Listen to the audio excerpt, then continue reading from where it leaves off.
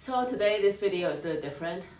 This is more applicable to any piano teachers who are just getting started and kind of lost in a way, like not sure how to keep going or how to get students. And this video is for you. Now, I'm gonna start from why I quit my PhD and start teaching piano. And that is a long time ago. Back in, let me think, 2010, I believe. Yes, wow, okay, that was 14 years ago. Yes, that's the timeline. So I had my master's degree in piano performance, some of you might know because you've been watching my videos. And I went back to Hong Kong to teach after I get my master's from Indiana. And then there was a mix of performance and conducting and teaching at the university level, and decided I would go back to school and get a doctorate. And in Hong Kong we didn't have any doctorate degree in performance, so I went for a PhD in historical musicology. Yes, sounds boring. Actually, I love history. I love music history. I was very good at it, so I thought, oh, I can write paper, no problem. Okay, so so I went back to school, started teaching in school, university, and also doing my research. And then when it came to deciding my thesis, what I'm going to write for my PhD, I started doing some research, and then I was very interested in researching on the topic of piano teaching, right? The history of piano teaching and things like that. And I thought it'd be a very rich resource of this topic because, in Hong Kong or, in all over the world, especially in Hong Kong, like everybody takes piano lessons. I thought, oh, must be like a huge library of resources on piano teaching, no, there was none. There's not a lot on like music education, private lessons and all sorts of things. I was very disappointed. I'm like, there must be, a lot of these history readings, research out there. No. And then my professor, my boss, she was the one, helping me with my thesis, and she was not very happy with my topic, actually. She's like, what is this? It's actually very hard to find resources anyway. And then during the process of, deciding on my thesis and trying to, working on the paper and whatnot, I felt like this is not what I wanted to spend the next few years doing it. I just felt something was wrong. Actually, now I look back, of course, I knew that was not for me. I didn't want to go back to school, not to do a doctorate of any kind. That was just to fulfill, my late father's wish, kind of, sort of. So, and then the more I researched on the topic, the more I realized I love teaching, more specifically piano teaching, right? Having one-on-one experience, guiding a student, so piano lessons. I was doing some of that, but I was not like focused on it because I was doing a lot of, all kinds of performance and, teaching, accompanying and gigs, and was not really focused on teaching. Also, I felt like the kind of teaching that I wanted would never happen, especially in Hong Kong.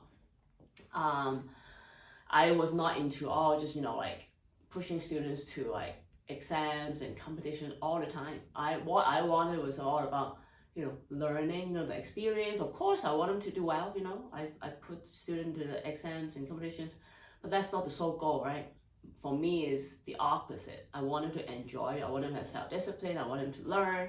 I want them to learn the fundamentals, the basics, and then their playing would be great. They can go exams anytime they want, and they'll be fabulous. So I didn't think that would happen. So I just thought, all right, I'll do different things, do a PhD. And then at that point, it was the breaking point for me. I'm like, do I want to keep doing this, or I quit? So I guess the answer now that I quit. That was the second option. I didn't think it would be an option, but I thought, you know what, I cannot do this anymore. So I quit, and then they were very surprised at school, the professors, because I was doing so well, teaching, and my grades were amazing.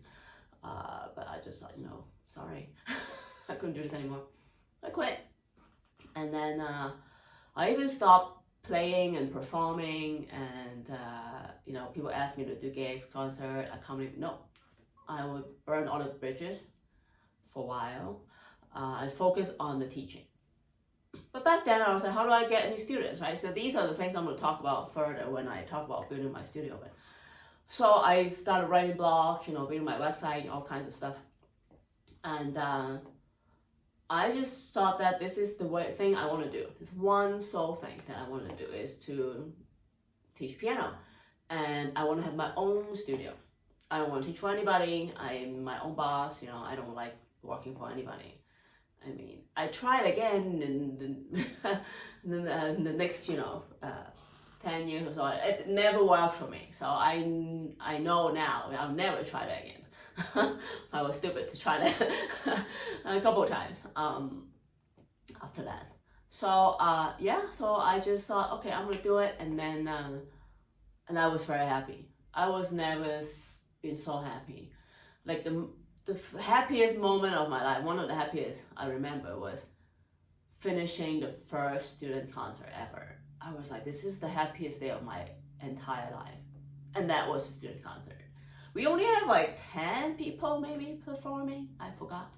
I didn't have to play a lot because, it's a real concert and there was not a lot of people playing. I didn't have a lot of students back then, but I'm like, I'm going to do it. We have a nice hall and I have to play a bunch of songs at the end. It was amazing. So back to the topic why I quit, so I quit and then, start doing my, working on building my studio secretly from my dad. I mean, I told my mom, but my dad, I was like, I'm not gonna tell him, he's waiting for me to finish my doctorate. So I was like, okay. So I kind of hid that from him for a couple of years, I don't know, a year or two. When I met that goal, okay, I'm gonna do this for my studio. And then I told him. Of course, he was not happy about it, but I was very successful with my teaching. Actually, I did try before, but I was not, putting all effort in it because I wasn't sure where I'm at, in life and, my work, my teaching. I didn't think, I was that good. So a lot of self-doubt, but that time I was like, I need to do this. So, if you wanted to work on this teaching, because I heard so many people, right? People send me emails and texts and messages. They are like, oh, I don't know how to teach, or like, hey, I have all these degrees, but I cannot get any students. You know what? Or like they try to do something else. They try to go tutoring, go teach at school, but that's not what they want. Or they do something else, but they're not happy, right? And then you're like, hey, we need to pay bills. Yes, I have to pay bills too. So that's why I was working really hard. I need to get more students, have that plan. And I made it. So I think one of the main reasons I made it was that I really put my heart and soul into it. I really believe in the cause, not because I need to pay my bills, not because I need to make money. Yes, of course, these are the things that everybody has to do. But because I really believe in this cause. But I was passionate about my teaching, and I'm still am, and I'm very lucky and grateful that I have that. That gets me to work every day. I don't feel like, and of course, okay, I'm not gonna lie, sometimes I'm tired, okay? Sometimes I'm like, I need to work. But once I get into the studio, come in here and start teaching, I'm like, oh, this is great. Another day, I took 2 weeks off. I just came back from work.